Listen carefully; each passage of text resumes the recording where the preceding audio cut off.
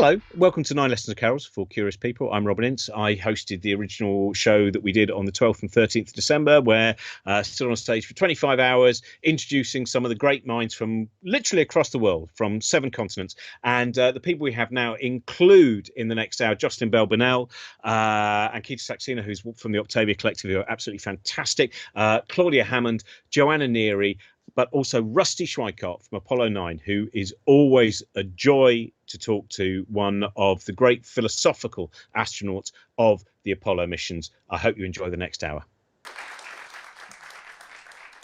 And thank you very much to all of our live audience for coming down. I think probably we're going to, I think it's change over time now, but it's been really nice, as I said before, it's been really nice to have you down here.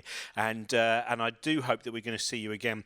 And we'll see you when we're back doing the shows with kind of the full actual, all the acts on stage and with you, and when people can kind of mingle and mix more. But I wish all of those people who've joined us live in King's Place a very happy Christmas, and I hope you have a positive 2021 as well. Thank you very much for coming down.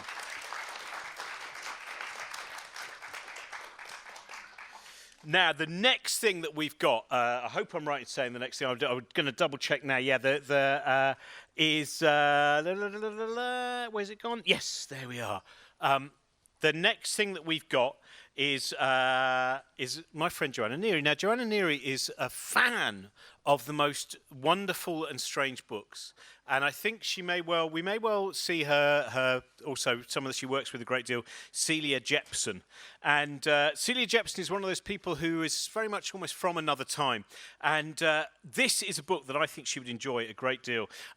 This book, which I picked up, I like picking up weird and strange books. And this one's just Achievement, a book of modern enterprise, Stephen. It's got all the modern enterprises. It's got chasing lions, but with a camera. It's got playing bugles. It's got working with long-nosed forms of crocodiles as well. And it's got going up Mount Everest there. Not getting all the way, of course, not back in the 1930s. It's got going after whales. Again, just take pictures. Going off with the Mounties, flying things, just propellers in those days. And then, of course, the ladies do get involved as well. So towards the end of the Book of Achievement, we find the Women's League of Health and Beauty. And this is Prunella Stack, who is leader of the league. And it has such a lovely feel to it, which is almost this kind of fascist level of beauty. Are you a member of the league? Are you? It's Beck Hill. You can't see her, but she sneaks off now. Is she a member of the League of Health and Beauty? Miss Stack was chosen to be one of the members of the National Advisory Council under the government's physical training scheme. The Women's League of Health and Beauty is one of the most up-to-date of modern enterprises in its object, its method, and the health system which it teaches, especially the latter. Its object is to teach girls and women how to conserve and improve their physique. Conserve it. Conserve your physique. Its method is the holding to music of sixpenny health exercise and dancing classes after working hours. So that's a good thing. At least they're allowing level of the idea of working as well. These are attended by league members. It was founded in the year 1930 by my mother, Mrs. Baggott Stack. Again, wonderful Baggott. You don't hear Baggott's name. Mrs. Baggott Stack. For 20 years before she founded it, she had taught her health system to individuals, always cooperating with the doctors who sent these individuals to her as patients. Every exercise incorporated in her system has the approval of doctors. And when she opened her health school in London several years later, Lord Dawson of Penn took the chair at her inaugural meeting. So there we are. That was one of the pinnacles of achievement in the early 1930s. It was the Women's League of Health and Beauty. And as I said, I believe that the next guest that we're going to have would have been an enormous fan of that Women's League of Health and Beauty. And she is here now. Please welcome with her own thoughts of this time of year, and indeed probably other times of the year as well, Celia Jepson.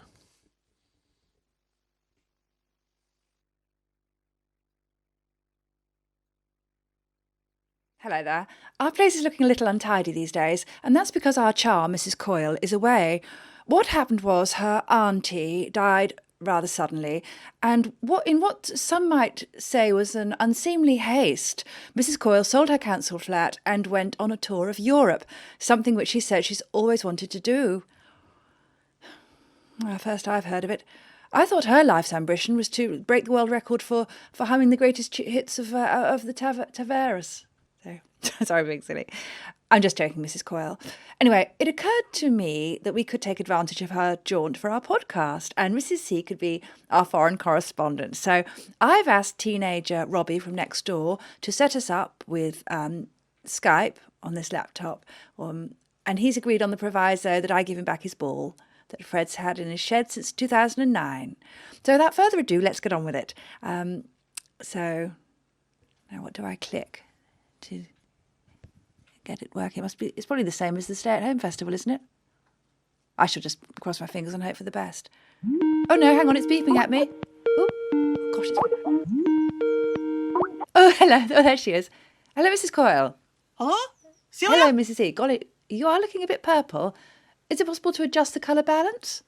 Colour balance, you cheeky mare. No, that's what I look like. I fell asleep on the beach. So where is it you are at the moment, Mrs. C? I'm in Barcelona. Crikey, that's in Spain, isn't it, Mrs. C? Aye, I know it's in Spain. I'm not a Sorry, fucking Mrs. idiot. C. So how are you finding the Spanish? I imagine the men are a swarthy lot, mustachioed, waving around their silken cape, twirling their mustachios and bullfighting, perhaps then lying on the beach with a pina colada. Is that exactly what it's like, Mrs. C? Aye, well, folks have been nice, but the one weird thing is the shops are open in the morning, Oh, but good. then they close again at lunchtime so everyone can have a kip. And then they're open again in the evening. I see. Bonkers. So one can go out for a farmhouse loaf and a packet of vim at midnight? Aye. Gosh, shopping at midnight, how decadent. Well, who knows where it might lead? Why? One might pop out for a tin of condensed milk, and before one knows it, one could be on a man's vivander while he plays acoustic guitar. Aye, well, I better go. A couple of lads I met last night said they're going to take me up the funicular. Gosh. Well, good luck, Mrs. C. Aye. And where are you off to next? Tuesday I'll be in Frankfurt. Oh, good. Well, I hope you'll give us your report from there. Aye, you bet I fucking will. Before you go, one last thing. Where did you put the brasso? For fuck's sake, it's in the pantry. Oh, Third shelf lovely. from the Thanks, top. Mrs. Coyle. Where And it always goodbye. fucking is. Aye, goodbye. Be seeing you soon enough. Fucking right, how do I, what is it? Pedro! Pedro, how do I turn this thing off? No.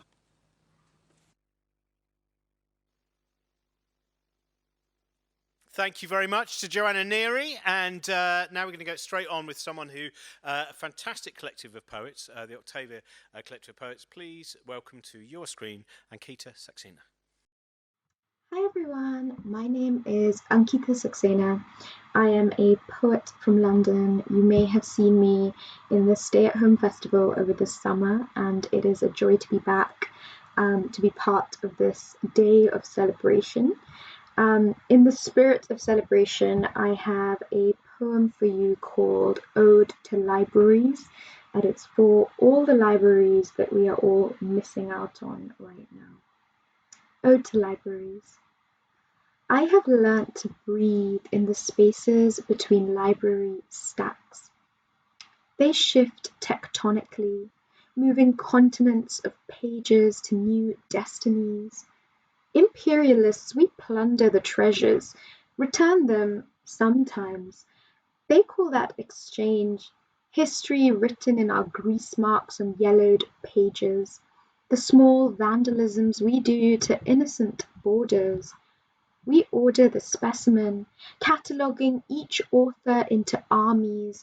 Sometimes they sit neatly side by side, united in purpose and size. Other times their backs are bent to fit in shelves too small for their dispositions. Their words jar side by side as Plath is placed next to Plato, Desmond by Desai. Some stacks are underground or behind locked doors. Air dark and musty, shelves overcrowded, disordered books old and decrepit, requiring meddling. Their bodies are flimsy, spines turning to dust in harsh fingers, tendons slackening with disuse. Fresh off the press, the new books are firm and erect like boys. Faces glossy, uncharred pages eager for stamps of approval. I have breathed in these shelves, in these vaults of wisdom. Forgive me, for I have plundered and stolen, I have traded and treaded on secrets, I have placed things incorrectly, and so rewritten the story of an entire shelf, created chaos on a micro level, and I have lived in each borrowed story, each borrowed world, which for moments I have mistaken for my own. Thanks very much for listening. I hope you enjoyed that. I hope you enjoy the rest of the day, and I hope you have a safe and a warm December and a very happy New Year's. All the best. Bye.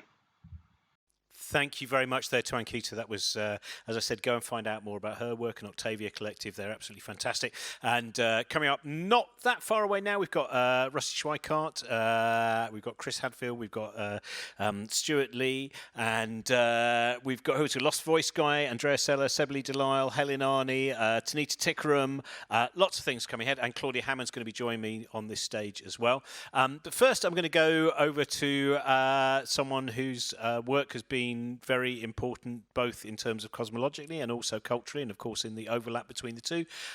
Please welcome to the screen that you're watching on Jocelyn Bell Burnell. Hello, Jocelyn. Thank you so much for joining us. Pleasure. Hello. Now, I'm still almost compos mentis. I'm only into the 5th hour of the 24 hours, so hopefully I'll appear to be reasonably sane. Before we get on to cosmological things and the questions that have been sent in, I just wonder, so much of your public work has been in terms of inspiring diversity in STEM, in science and technology. Where do you think we are now, and what do we need to be doing? I know that's quite a big question, but I just wondered, what do you feel, what are the actions that we should be taking? Well, we're making progress, that's for sure. But it seems a bit slow to those of us in the system. So more and faster would be good. Like to see more diversity, like to see it coming along quicker. And of course, in the year of Black Lives Matter, there's a racial issue as well as gender. It's not a one-dimensional diversity issue. It's multidimensional. And an organization is improved the more multidimensional it is. It's more successful and more robust. And in terms of what you would like, are there any, I mean, I suppose all of us, anyone who has any kind of public face in terms of science, is that also things, those moments of saying, hang on a minute, this panel is too, white and male, and we need to make sure, we need to stand down, we need to do things like that more often and say, I shouldn't be the person on this panel, these are the people that you should be looking at as well. Yeah, but I can't say that because the panels I'm on are short of women. So my standing down doesn't help, and I can't tell somebody else to stand down. So it's up to the guys to recognize that diversity is good. Brilliant, thank you. Now we've got first of all, the first question we've got from someone actually, and this is it's a good question because for a lot of people they wouldn't know. One of the first pioneering things that you did was the discovery of the pulsar, and we've had a young lady who would like to know, what is a pulsar? Pulsar is a very tiny star. Most stars are big things. Pulsars are about 10 miles across, so they're really tiny. They weigh much the same as an ordinary star, so they're very, very compact. To give you a feel for that, if you took, a sewing thimble, a little thimble, and you jammed into that thimble the whole population of the world, billions of people, by the time you'd got them all jammed in the thimble, it would weigh the same as if it was full of stuff from one of these pulsars. Really, really densely packed. See that? Go on. So, but that's what is. I think a lot of people don't realise. They think that kind of matter is reasonably. It's kind of just across the board. And that idea of the fact that in space we have things that are denser and denser and with that density becomes far and far. In fact, the last time that I was at this venue, I was trying to explain black holes to Ed Miliband, and he had no idea about the fact that the smaller and more compact something is, the pull that comes from that, and indeed getting to the point where light couldn't escape from it. That was kind of the end of the conversation. He was just aghast. There are some of our politicians, don't you? Well, it's interesting, isn't it? I mean, that seems to me to kind of touch on the fact that still there's a point where people feel it's quite fine just to cut off from science, and that it doesn't, that knowledge. We're always being told that science should keep out of politics, and yet, of course, politics does get involved in science. There's so much of ideas of funding, etc. That seems to need to change as well. That scientific understanding. I think we've definitely seen that in 2020 with some of the things that some politicians have been saying during the pandemic. Yes. Yeah, I think basic science education is important for absolutely everybody. And I have to say now, there's science in primary schools, so things are happening. It's good. Now, this is a nice one, because at that point of first detecting, it was the little green man's signal, that sense that the rhythm of the pulsar was so specific, the possibility briefly played with, could this be a signal from intelligent life? And this is the question that we've just had from someone, which is, how do we tell the difference between life and a natural phenomena in terms of space noise? Yeah, that's extremely difficult. I think the best you can do is attack it from as many angles as possible. So if you're seeing this signal in the optical, in light, is there anything in radio? That might give you an angle on it. Is it stationary or is it moving? For instance, is it a planet orbiting a star? There are lots of questions you can ask which help you decide whether this should be taken seriously or is actually, the studio next door causing interference. So that's what I was talking with someone from Jodrell Bank who said that moment where every now and again you think, that could be a signal of intelligent life from space. Then you go, I think it's probably the microwave. I think someone is just heating up a vegetable biryani.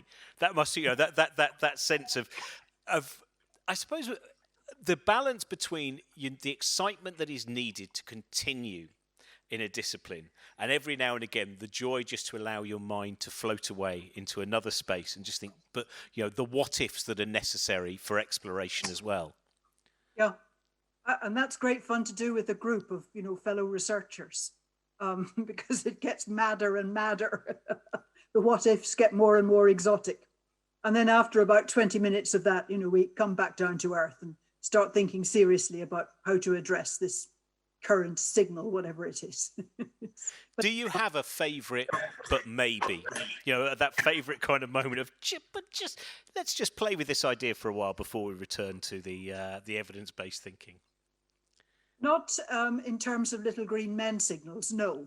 I've not, been aware of anything that I would treat seriously, to be honest. But when you turn up a new phenomenon, all sorts of mad things run through your brain. It's to begin with.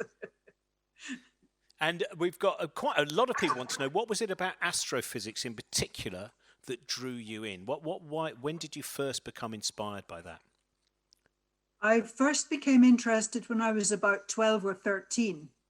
I was reading a book. It was actually my father's library book, and I had removed it to my bedroom. It was an astronomy book.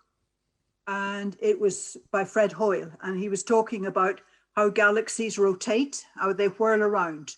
They do look a bit like whirlpools.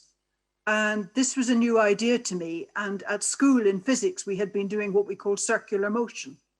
And I suddenly realized that the physics I was learning at school could be applied to these huge conglomerations of stars. And that was very thrilling. And I decided, right, I'll be an astronomer if I can, an astrophysicist. And I think I remember seeing you give a talk a while ago when we were at Science Festival, where you said that when you were growing up in your school, girls were generally not even taught science. That you went off and that was only you and one other girl who were actually taught science. Is that right? Two other girls, but yes. And I think we were the first girls in that school to do science, because up till then the assumption had been that girls were going to be married women, not in the workforce. They didn't need science. They needed to know how to cook and make beds and mend things and all the domestic skills. So girls got sent to the domestic science room while the boys went to the science lab. And also, you mentioned Fred Hoyle there, and I think it's an interesting, for a lot of people now, what they know of as Fred Hoyle is, Fred Hoyle, the person who got the Big Bang wrong, the person who got a theory wrong. And yet, so much of his work was incredibly important and good work. And it seems to me almost, a sadness that he's remembered for an error in his own scientific judgment rather than all of the other work that he did. He had a very fine brain. I can remember the meeting where the discovery of pulsars was announced.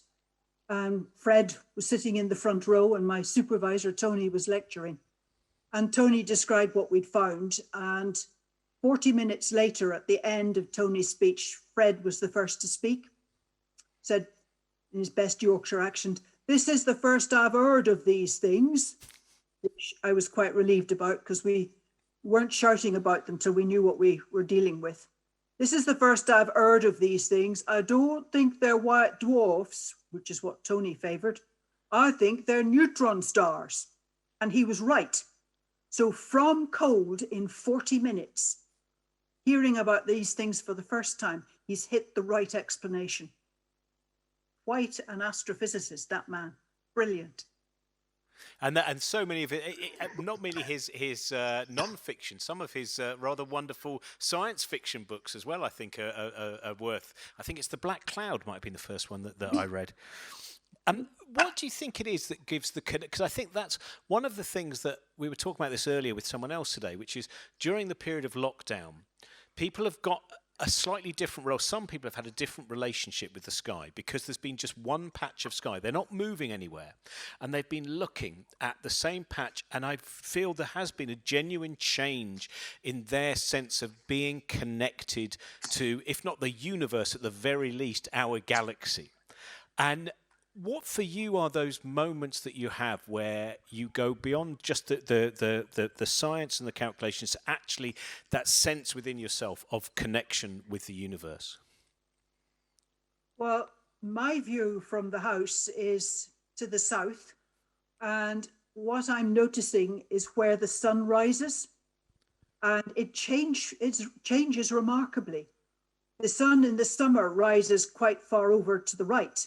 But at this time of year, the sun's rising away over to the left where I can't see it rise. And you can see the difference. And it's 40 degrees or something like that. It's huge. So I've been very aware of that. Can I see the sunrise? No, I can't. It must be winter. I love that changing relationship is a wonderful thing to observe. We've got another question just come in, which is, it's now 50 years ago pretty much since you discovered pulsars. Is there anything left that we really need to know about them now? What is the mystery that remains? There's a huge mystery about what's inside them. The physics is very, very extreme. And there's a lot of debate about just how peculiar, weird, extreme the innards of one of these stars is. We also still don't fully understand how they produce their beam of radio waves. That's a very thorny problem. I don't want to go there. It's very complicated because everything is so extreme in these objects. They're really remarkably uphill work understanding them in any detail. And another one that is someone would like to know, can you explain the difference between X-ray and radio astronomy? Do they look for different things, or is it about detail and or distance? Well, they're different parts of the same spectrum. Visible light, that we're seeing each other by is in between X-rays and radio, but they're all part of the same physical thing. But because the wavelengths, the frequencies are so different, the kit you use is very different. And in particular, the Earth's atmosphere cuts out X-rays. So if you want to study stars emitting X-rays, you have to get a satellite up there with your X-ray telescope on it, or maybe to the shuttle. But anyway, up above a lot of the atmosphere. And you tend to see different things. Not necessarily the case, but different kinds of objects have their favorite band for broadcasting in, shall we put it? So some things are very strong in the X-ray and you can barely see them in the radio, and vice versa. And there's quite a few people who are just interested to know your reaction to the Arecibo Telescope, the recent collapse of that. again, it's one of those things that sometimes becomes a tangible link. Is these places which have observed things of such momentous importance of our understanding of the universe. What was your reaction to seeing what happened there? It's very sad. Things, do wear out and come to an end, but nonetheless, there is a sadness about it. And I remember with great affection observing at Arecibo. In particular, they have some tiny frogs, really tiny, about the size of my little fingernail. They're called cochis, and they make one hell of a row all night. One more we've got. Do the discoveries of gravitational waves? Does the discovery of gravitational waves answer more questions or ask more questions? I think is probably what it should say there. Does the discovery of gravitational waves create more questions than it answers? It's going to help answer a major one, not immediately, but in a few years' time. There's some ambiguity about the rate of expansion of the universe. Our universe is expanding, flying apart, and two different ways of measuring it give answers that are perceptibly different. Gravitational radiation, the detection of gravitational radiation will give a third version of how fast the universe is expanding. And I look forward to that because it'll, I think, be a very strong result. And whether it's going to resolve something or add to confusion, I'm not quite sure, but that's going to be an important answer. But it's also raising things that we're quite surprised by. It's seeing quite a lot of pairs of black holes orbiting each other and ultimately merging and giving a burst of these gravitational waves. And by studying the gravitational waves that burst out, you can get information on the two objects. And it turns out that there are black holes out there in our galaxy that are much, much more massive than we ever suspected, like 150 times the mass of the sun, 160 times the mass of the sun. And there are many more black hole pairs than we had expected. So it's producing a lot of very interesting questions and keeping a lot of people busy and having a lot of fun. Thank you very much. I have to admit that we did an Infinite Monkey Age recently on black holes, and about once every 5 minutes there's a little moment of a mind being blown with so many of the different ideas which can be explored within an increasing knowledge of black holes and its importance in terms of broad understanding of why our universe is as it is. It's just beautiful where something which starts off as appearing to be so destructive then seems to build such an enormous amount of knowledge. Yeah. It's very fine art detecting gravitational waves. It's taken a lot of very hard work to get the equipment working very sensitively. And I take my hat off to the people who pioneered those detectors, worked away at them for 30, 40, maybe even 50 years. But we're there now, we're delivering. And the detectors are getting better and better, and more of them are getting built, which will also help get a good fix on where the gravitational waves are coming from. So, future looks very interesting. That's fantastic. Thank you so much for joining us. And I would highly recommend anyone who's watching this at the moment as well. Your book about being a Quaker and a scientist is I think, a really very beautiful book about looking at different forms of our understanding of the universe. So thank you very much for writing that as well. So we currently have no audience in front of us now, but I know that we have many people watching outside. So for all of you, wherever you're staring at your screen, please, a round of applause for Jocelyn Bell Burnell. Thank you very much for joining us for this. Thank you indeed. And have a good Christmas when we get there. Thank you.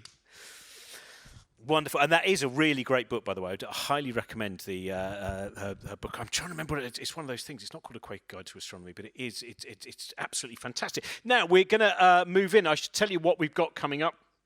I'm shortly going to be joined by Claudia Hammond, who we'll be talking about all manner of different things about psychology, and also introducing, I'm just going to go down the list of who we've got coming up. At 5:15 we have Rusty Schweickart, and we're going to be talking about the future of space travel and the future of various other things. Like many of the Apollo astronauts, he's always more interested in the future than the past, which is one of those great things. And we have some of our audience coming in now as well, our live audience as well. Hello to them as they join us. Thank you very much for coming down. After Rusty Schweickart, we have Dean Burnett, author of The Happy Brain, The Idiot Brain, and author of probably about 4 other books as well this year. He's fantastically prolific.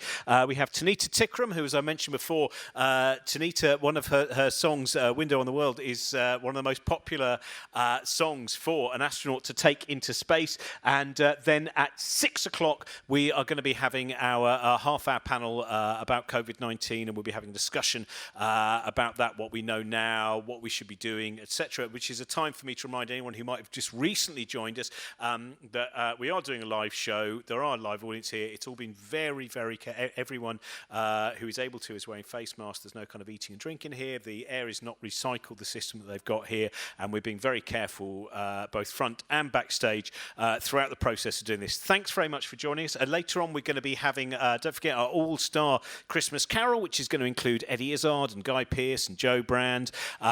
We have Stuart Lee's going to be joining us. At 6 o'clock, I'm going to announce, before the COVID panel, I'm going to announce also 2 of our special guests who don't appear on any of the listings or anywhere online, and that's going to be very, very exciting. So what should we do next, Steve? We've got a couple of minutes before I've been calling along. Shall I see if we can do... I'm trying to work out whether we should improvise one of the poems that I've got here, or... I'm happy. Should we take a risk of something? Yeah, we can take a risk. I found the name of that book while you're finding that. It's called A Quaker Astronomer Reflects by Jocelyn Bell Burnell. There we are, Quaker Astronomer Reflects, really fantastic. Now let's try this, because I don't think we've ever done this before, and it's not very good. It's one of the, I've got a whole stack of books and poems and bits and pieces, and one of the first things that I tried to write about 3 or 4 years ago, I decided to just try and write things with a different rhythm rather than stand-up or general spoken word. And I came across, if anyone remembers the book, the ID, it was called, it was a magazine called ID, which was a fashion magazine, so I never bought it. And ID magazine did an ID guide to the 80s. It was a very kind of 80s, like the Face magazine. And I went through this guide to the 80s, and I just made a kind of alphabeticized poem, which was meant to basically sum up everything about the 80s, according to this encyclopedia that had come out by ID. So we're going to try this. This is just a series of words in a shape, which is a summary of what ID magazine believed was the entirety of the 80s, both the delights of the 80s and also some of the bleaker moments of the 80s. So, Steve, should we just try? Have we got a kind of 80s sound that you reckon you can go with?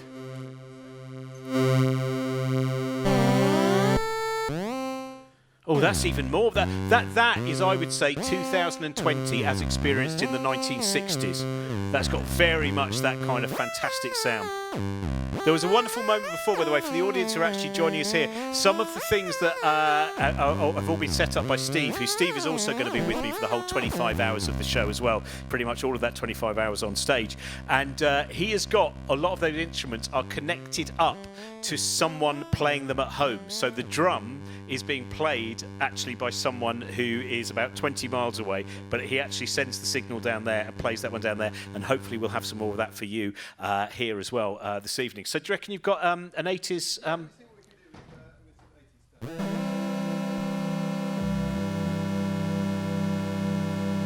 Think Cyndi Lauper.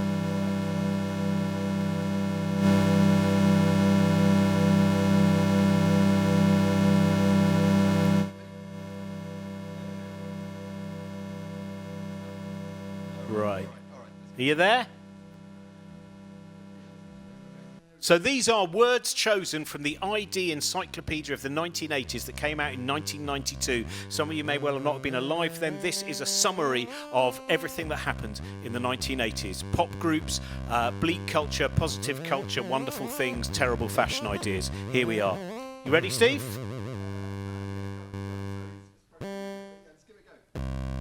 ABC, abortion. distortion, acid jazz, aha and alcohol, Kathy Acker, alternative Miss World, alternative comedy, AIDS and Martin Amis. Androgyny and the Animal Liberation Front, these were the terrible 80s. The areolette washing ball, Baudrillard, bandanas, black leggings, Ian Banks and Bangra, the Birmingham contingent, boxer shorts and bovine spongiform encephalitis. Channel 4, Chernobyl, cyberpunk, chinos, dirty realism, dungarees and cameo. Docklands and ecstasy, these were the style 80s. English menswear designer collections, Fax, Fall, Face, Fiorucci, Falklands and Karen Finley, and Scritti Politti.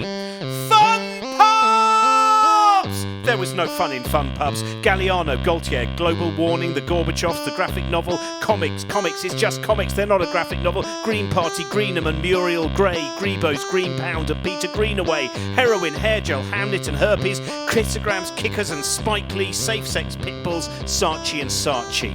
Minimalism and Miami Vice, Alan Moore, Hanif Krish and the SDP, Sumo and the Justified Ancients of Mumu, Macrobiotics, Madonna Mad Max, Izzy Arkin, the Philofax. These were the terrible 80s. Tank Girl, Tapas, Techno, Veganism, Vitamins and Viz, and I never even mentioned the Smiths. There we go. That's it.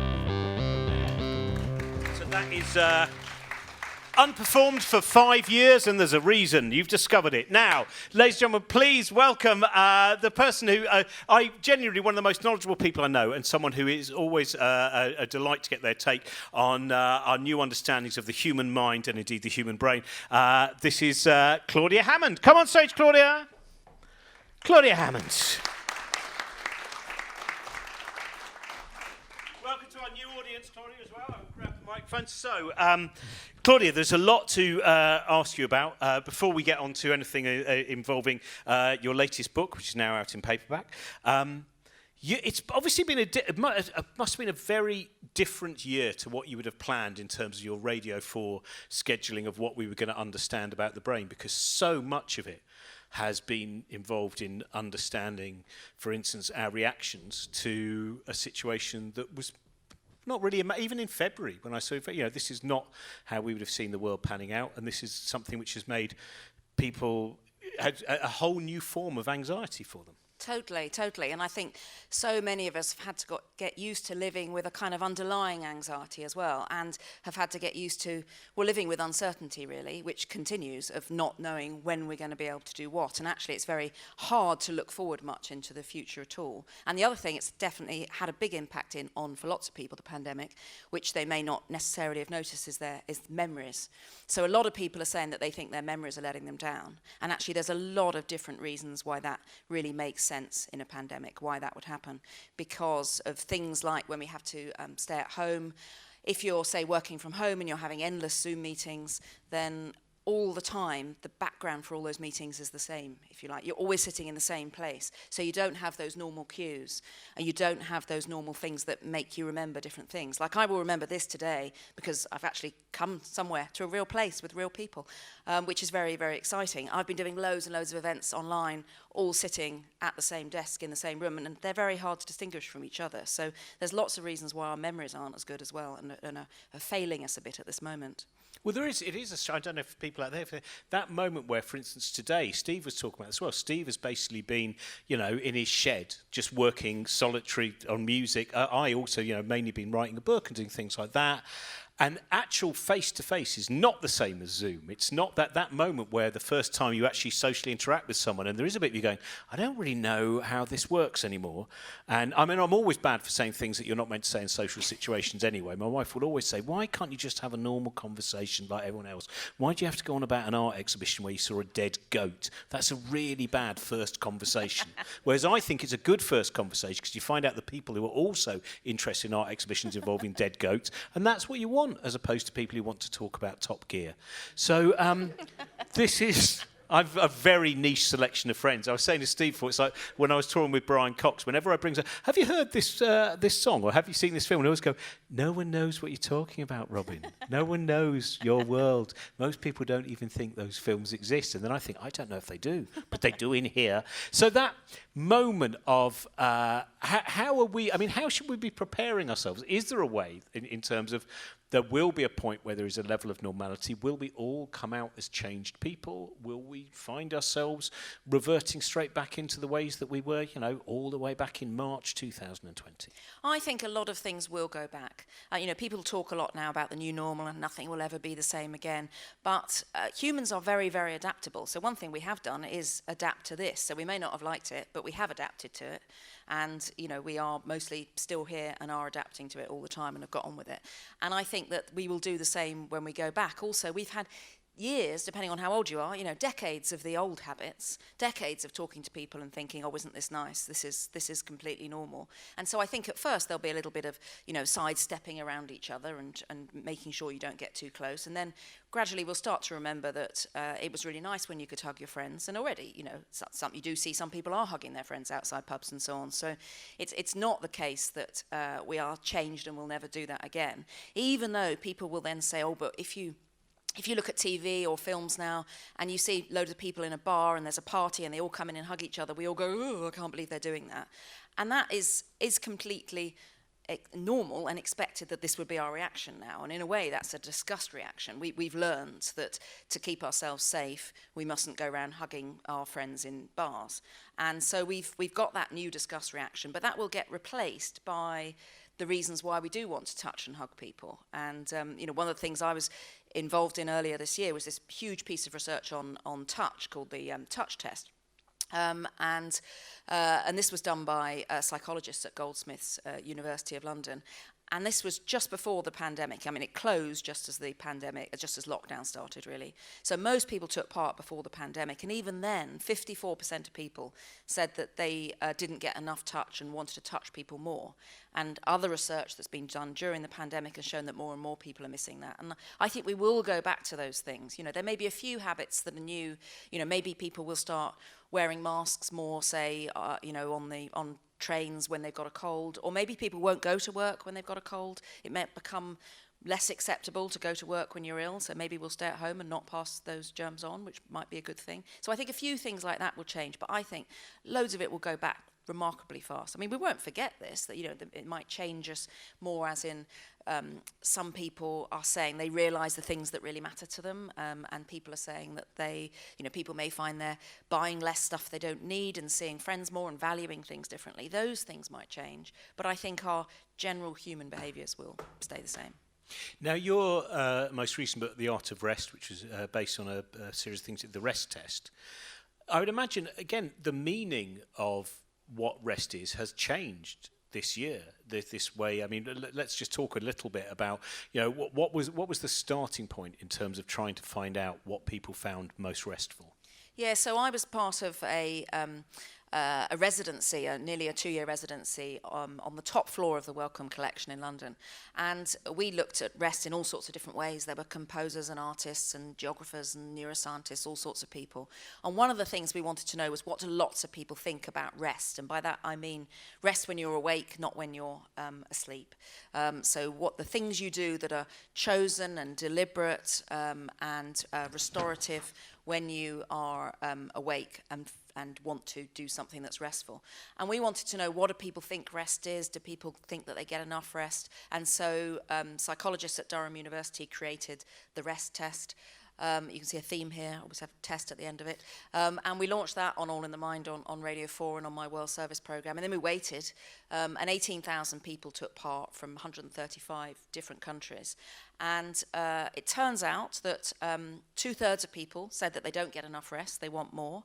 Now, you could say, oh, well, they chose to take part. It was a self-selecting sample, very true, always the problem with large online studies like this. But the survey did take, about 40 minutes to fill in, so I'm hoping the really lazy people might have self-selected themselves out of that and not actually taken part. So we did find that lots of people wanted more rest, and I think you're absolutely right to say that rest has taken on a new meaning during the pandemic, because I think particularly during the first lockdown, and I haven't noticed it so much in the second, there was a kind of pressure to do lockdown well in a way, particularly if people had been furloughed and had more time. Then there was a sort of pressure to, you must be baking sourdough and learning another language and learning a couple of musical instruments. And if you hadn't used your time well, what were you thinking of? And that could almost add to the pressure that we already feel to be busy and to use our time usefully. And I think just getting through all this is enough. That's absolutely fine. That is enough because it's difficult. Also, what we do know about rest from the research is that enforced rest isn't the same if you're made to rest. So if you talk to people who've been in prison, they may have sometimes 23 out of 24 hours in their cell. That's not a fun, restful time, they'll tell you. So enforced rest isn't the same. And for some people during the pandemic, of course, what they had was enforced rest if they couldn't work. And in the rest test, we found that if you looked at well-being and how much rest people had got the night before, people who had the highest levels of well-being got about 5 to 6 hours of rest the previous day.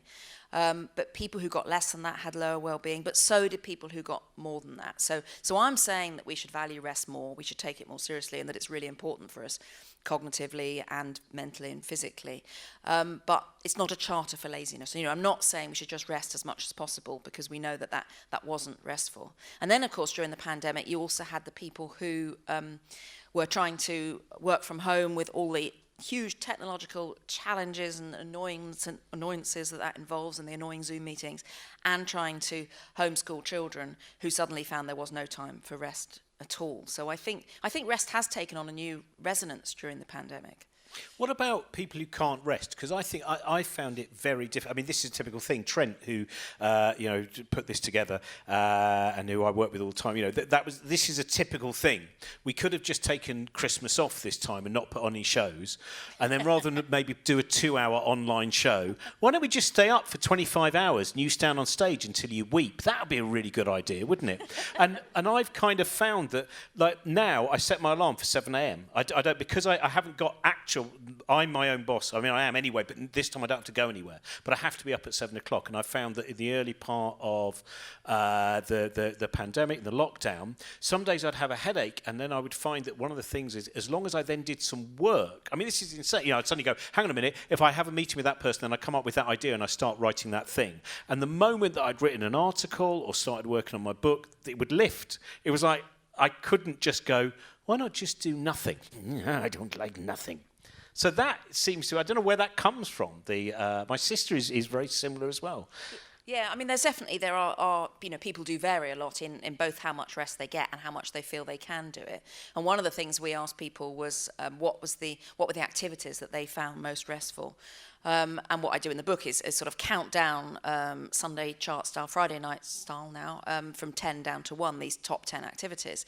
And what is really striking about them is that they're not necessarily doing nothing. Doing nothing is there at number 5, but 8% of people told us they found running restful, and that they can't switch off those thoughts going around in their head. They can't really switch off their mind and stop this happening until they are exerting their bodies.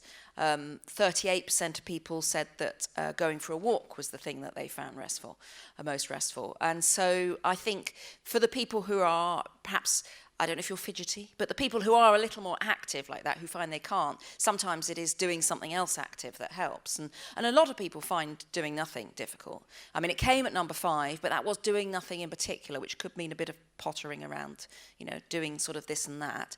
But there was a famous experiment that was done a few years ago in America by a psychologist called Timothy Wilson at the University of Virginia, where he got people to sit in a room for 15 minutes and do nothing. And all they had was a table and chairs, no paper, no phone, nothing to read, and they weren't allowed to have a nap. They had to stay awake for 15 minutes. And the one thing they had was round their ankles was a kind of anklet, and that was attached to an electric shock machine. And if they chose to, they could give themselves an electric shock. And it wasn't just curiosity, because they made sure everyone had a go first at giving themselves an electric shock. And then they asked, would you pay $5 not to have another one? And they only included the people who would pay not to have it in the study. But despite that, quite a lot of people did give themselves at least one electric shock. 25% of women and 71% of men gave themselves an electric shock at least once. One man gave himself 191 electric shocks in 15 minutes, which is quite good going. I mean, that's kind of shock.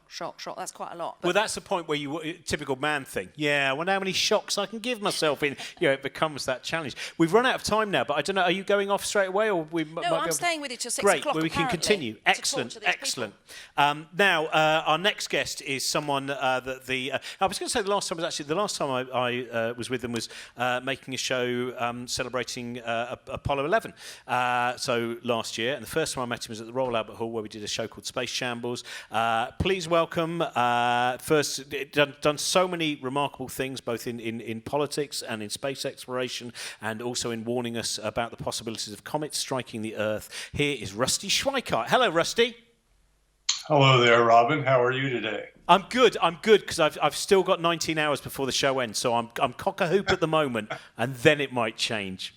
You better be in good shape, man. This is because I can't do marathons. I can just talk for 24 hours, though. It turns out it's ridiculous. I wanted to start first of all. We've got various questions from the audience, but could you? I know it's hard to tell this briefly, but recently or earlier this year, when I started looking back at your Lindisfarne talk, and it is such a great talk, and it's such an incredible your moment of realizing. Can you tell us a little bit about that process from Apollo 9 to then standing on a stage in Long Island 5 years later? Yeah, that was a very special moment during my flight, but it was a very special trigger in my life in terms of causing me to really think about the true meaning of what it is we're involved in today in space exploration. But to go to the former, that is what actually happened, during my Apollo 9 mission in 1969, one of the major objectives we had was to test the new spacesuit that I was wearing, the Apollo spacesuit. The prior suit that we used in Gemini was pretty troublesome when we did an EVA, an extravehicular activity. It was very difficult to move around in, and you generated a lot of sweat. It was close to being a failure. I mean, people lived, but they didn't get the job done. So we had a brand new suit for Apollo, and I was testing that as well as the backpack on my back, which would allow me to be completely independent of the spacecraft. And subsequently, my friends run around on the moon without dragging an umbilical cord all the way across the lunar surface. So during that EVA, when I went out to test the new suit and the backpack, part of my task was to transfer externally from the lunar module across to the command module in case we had to get back in that way rather than through the tunnel between the two. That would be an emergency method of getting back to the command module and therefore being able to get home. So during that test, when I started to transfer from one vehicle to the other, and by the way, I've got a picture I can show it. I don't know if I can show you that or not, but what happens if I click on gallery? This is what the whole show is about. So it's all experiments. Yeah, we're going to forget that. So rather than show pictures of it. In any event, Dave Scott was the command module guy, was taking movies of me during that transfer. And I started up the handrail on the transfer, and Dave said, "Oh, the movie camera just jammed." And so he wasn't able to take movies of me and Jim McDivitt, but that was a big objective, to see whether I could really control myself, etc. So Jim McDivitt, our commander, who was inside the lunar module, said, "Okay, Dave, you got 5 minutes to try to get that camera working again, and Rusty, stay right there." Well, that was great because I was partway up the handrail to the command module, and the job was, hey, just hang out, right? I mean, yes, sir.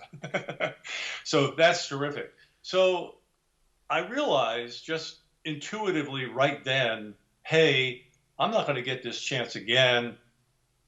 I'm not going to start thinking about what comes next in the checklist or whatever. This is my opportunity just to be here, to really be a human being and just let this experience really penetrate. You know, you're busy, you're doing all kinds of things, and you're not doing that. You're not being, you're doing, you know, in space most of the time.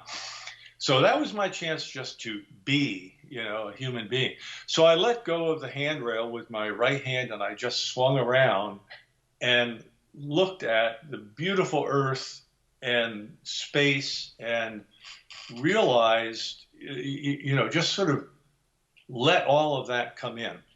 And when that came in, along with that incredible scene, and it's totally quiet, you know, nobody was talking, nobody was doing anything.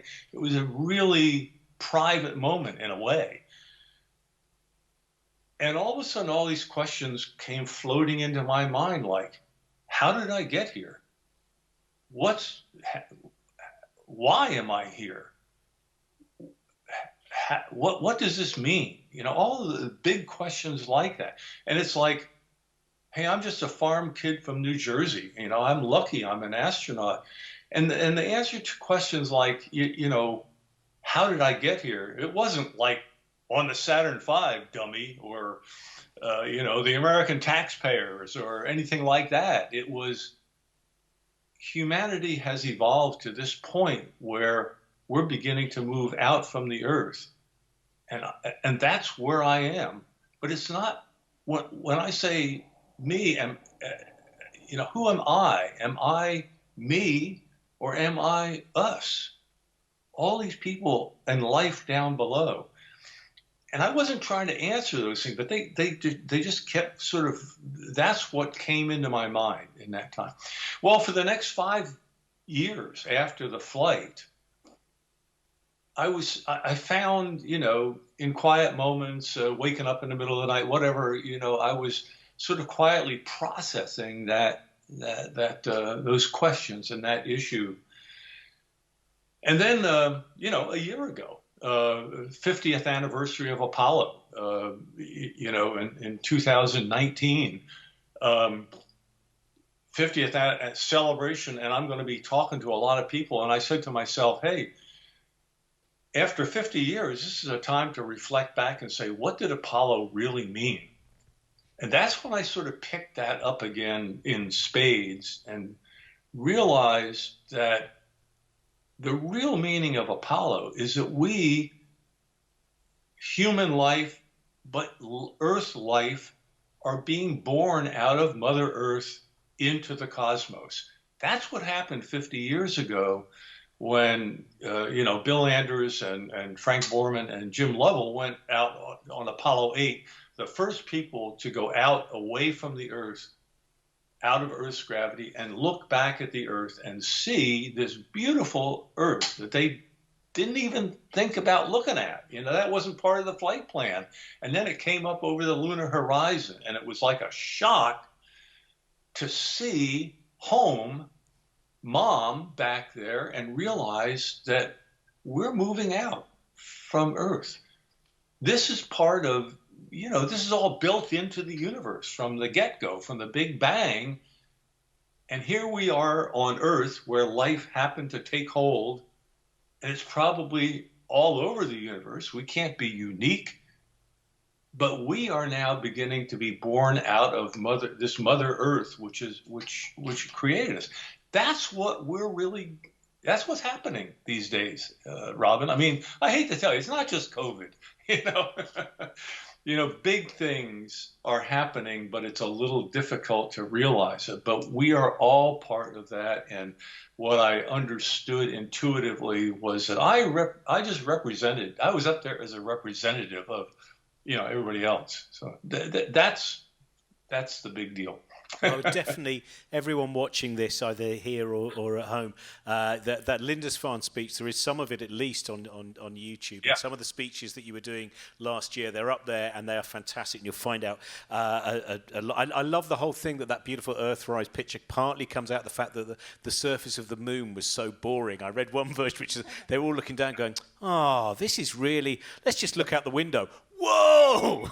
That's a beautiful story. There were so many questions. Let's see how many we can get through. Adam Manning would like to know, did you ever discuss plans of flying to Mars at the time you were at NASA?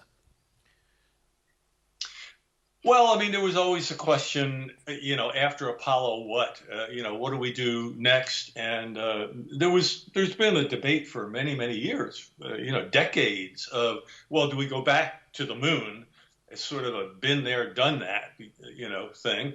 Or, do we go on to Mars and, cheer when the Chinese and the Russians and the Indians and the Japanese and others, get to the moon. But, that's sort of settled now. We're headed back to the moon.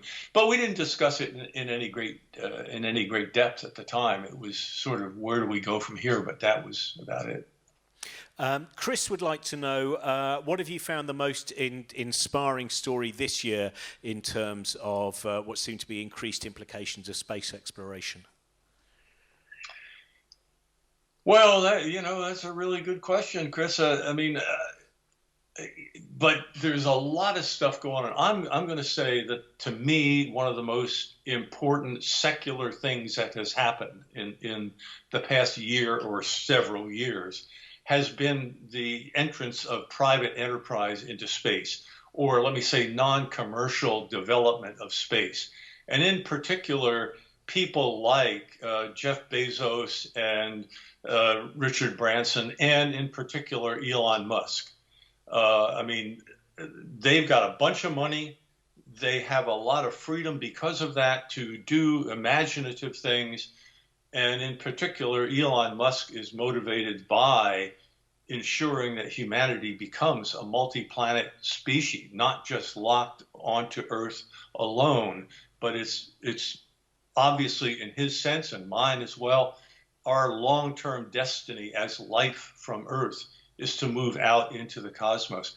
And because he's got a bunch of money and, and doing well in business, he can afford to spend a lot of money to make that dream a reality. And so Starship is, it just flew the other day. I mean, an incredible test flight, but people should look into that because that's a very exciting major change in the way in which space is being opened up to the future. Lily would like to know, is there a risk of getting zero warning for an asteroid strike? Oh, yeah. In fact, look at it this way. Now that's a different thing if you're talking about the big ones. If you're talking about a really big asteroid, of course, the probability of being surprised is very low because the biggest ones are the ones that are easiest to find. And so we found most of the really big ones. But the ones, let's say, that can come down and do a lot of damage, but are much smaller than the planet, than wiping out life on the planet. But the ones that can destroy a city, the ones that can destroy even a region on the Earth, they're a lot smaller, and we haven't found more than about 10% of them. So the chances right now are about 90% that we're going to be surprised. We only know about and are tracking about 10% of the ones that can do really serious damage. So, yeah, you betcha. At the moment, unless we really up the game in terms of finding these asteroids, we're going to be surprised by the next one that hits us. A little bit like Chelyabinsk, back in the Soviet Union, or Russia, back in, 2014 or something like that. It hit one morning totally by surprise, and, that's the biggest one that's hit in 100 years. It's interesting, just thinking of Russia there, which is, I've heard some people say that they felt that the race to the moon from the American perspective was a very technological, it was rather than ideological, whereas the reaction and the interaction with, in terms of cosmonauts and the Russian space program, there was a kind of bigger human story there. Do you think there's any truth in that? In the Chelyabinsk incident, you mean? Well, no, actually in the whole story of space, where it was kind of that to some people, they would say that that NASA, it was this. We're going to do this technological, and in Russia, and certainly now talking to people where, of course, that's where a lot of the launches have been going on. That reaction and interaction they've had with other cosmonauts, etc., has seemed to be a bigger, almost reflecting more of your story of what it is to be a human going into space. Well, I don't know. I guess I don't immediately tie into that. I mean, there is a kind of caricature of Americans as a technocratic bunch, and we don't do a lot of thinking. So we're all into individuality and all that kind of thing, and we're big into technology. And Russians are sort of, or even before the Soviet Union, poetic stories of life into human interaction and things. So there certainly is historic caricature reasons for something like that. But in reality, the actual challenge of getting out into space is definitely technological. It's technology all the way. The motivation for doing it now, that's a different issue. And to me, that's what's been a big evolution for me personally. I mean, to me, the motivation, the fundamental human curiosity about the stars, about galaxies, about the sky at night. I mean, that is all built into humanity. What's out there? Are we alone? Those things, I think, are shared around the world. Now, this one, I suppose, in particular, reaction to the events of this year, Angela would like to know, what can astronauts teach us about the mental health implications of isolation? I don't think we're any different from anybody else in that sense. I mean, I'm pretty much a loner. I haven't, to me, sheltering in place here during the COVID thing has been kind of interesting for me. I'm not exactly antisocial, but I don't feel I need a lot of social interaction. So for me, this has been pretty easy. But for many people, the strong social, physical interaction with friends and neighbors and people is very strong. I think, in general, astronauts or anybody interested in space travel realizes that the long-term issues, going to Mars, for example, or something like that, is going to be a serious psychological challenge for anybody, even an isolation-oriented person like myself. I mean, that's going to be a long trip. It's going to be a major challenge when we have missions which are 3 years long with a small group of people. That's a challenge, and will be. It's interesting because that almost feels, Claudia, as well, like that, the difference between isolation and solitude. Because I think Louis Burnell said, solitude is perfect just as long as you've got someone to talk to about it afterwards. Yeah, I think that's a very, very astute observation. I think it's really true. I mean, I certainly would not like to be on a desert island for a decade, with no hope of getting off, or nobody, the beautiful woman not rowing in from the other side and joining me. I mean, you're right. When you are truly isolated, I think that's a daunting situation. Now, Robin, expand that to we being isolated up until now on Earth. We as a species, we as all the life we know on Earth have until now been isolated. And yet we know that we can't be alone, that there is life elsewhere out there. I mean, this is the way the universe was built. We're not, I doubt very, very seriously, that we're some form of anomaly.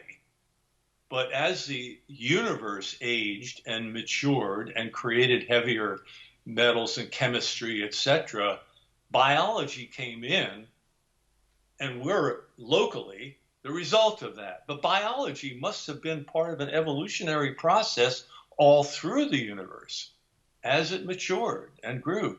And so my guess is that we are not alone, and yet up until now we have been isolated. Who are we going to share this incredible experiment of life with in the future? That to me is an incredibly exciting reality. And for me, that translates into a responsibility to ensure that we take care of the Earth and our own evolution now, so that our future generations, many generations hence, will be able to have that experience of being able to tell somebody else what it was like in terms of the formation of life on Earth. I mean, the cosmic community, I think, is really there, and it's going to be incredibly exciting for my great grandchildren to to be an active part of that communication.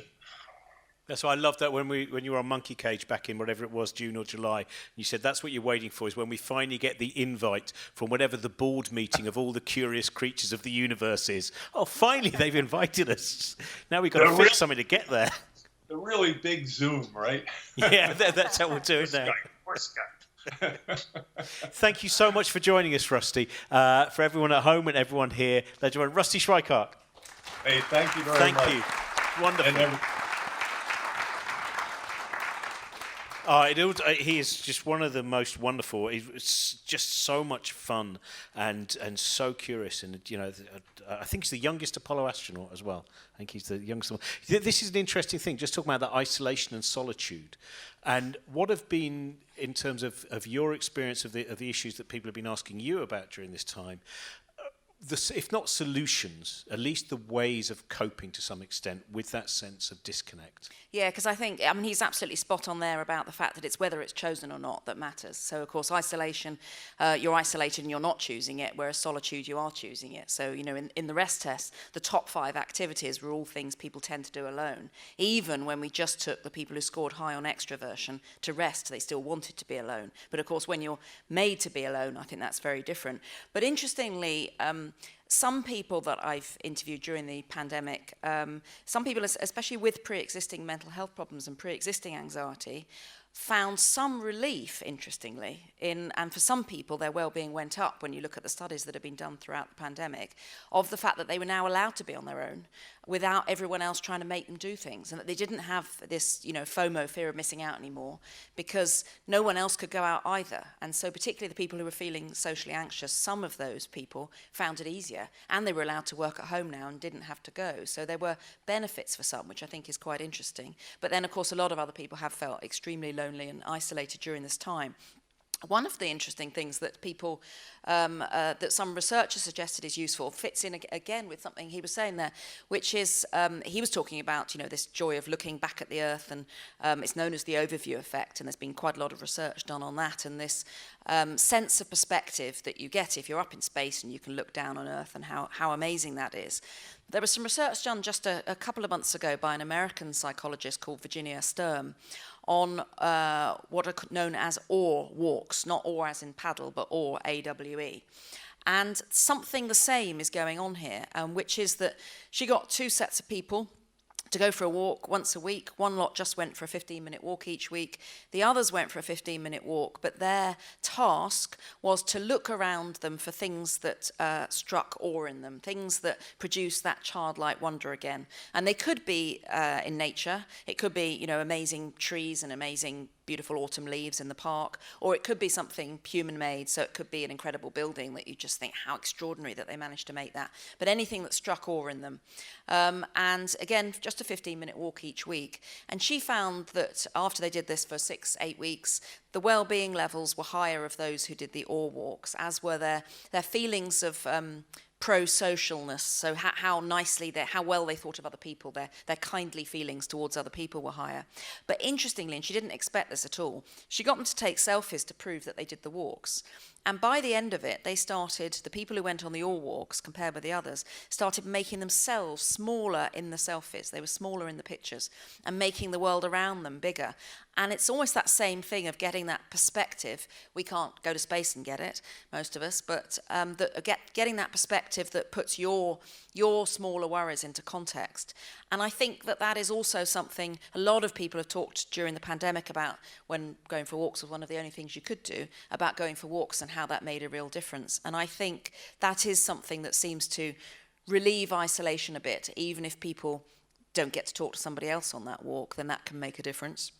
Another thing is there's been really interesting research from a researcher at the University of Essex on talking to strangers. And now obviously you can't go close to strangers and talk to them now, but you can, start up a conversation in the shop. And a lot of people have been finding that they are talking to their neighbours much more, talking to their communities. We know that, loads of, there's a lovely WhatsApp group in my street, and loads of streets are doing it, and that people have found that makes a real difference and got to know people a bit. And talking to strangers is another thing that seems to really help to reduce people's isolation. Interestingly, doing lots of Zoom calls with friends in the evenings doesn't necessarily help very much. And one study has even found that the people who did more of calls of that kind in the evenings actually, on average, had lower well-being. Now, it may be that they had lower well-being, were feeling lonelier, and were then reaching out to others in the evenings. Of course, we don't know, it's cross-sectional, so we don't know which came first. Or is it that doing that then made them feel even lonelier? And I think it wasn't uncommon for a lot of people, a lot of us, to start at the beginning trying to do lots of calls with friends and trying to stay in touch that way, and then finding that it's not necessarily that satisfying, and actually starting to have perhaps more meaningful, deeper conversations with a small group of people instead, and perhaps phone calls. I know a lot of people have taken to the landline even. Some people are ringing up dialer disc. It is I think it's yet again been reiterated that my wife is happy with my existence, but not necessarily my proximity. So thanks very much for watching. We are able to make shows where we manage to get astronauts from around the world by you supporting us. So if you are able to support us via Patreon, that would be fantastic. The Cosmic Shambles Network. Go and look it up, patreon.com. You will find out where to, basically mean that we can keep making what we love making, what I hope you enjoy watching as well.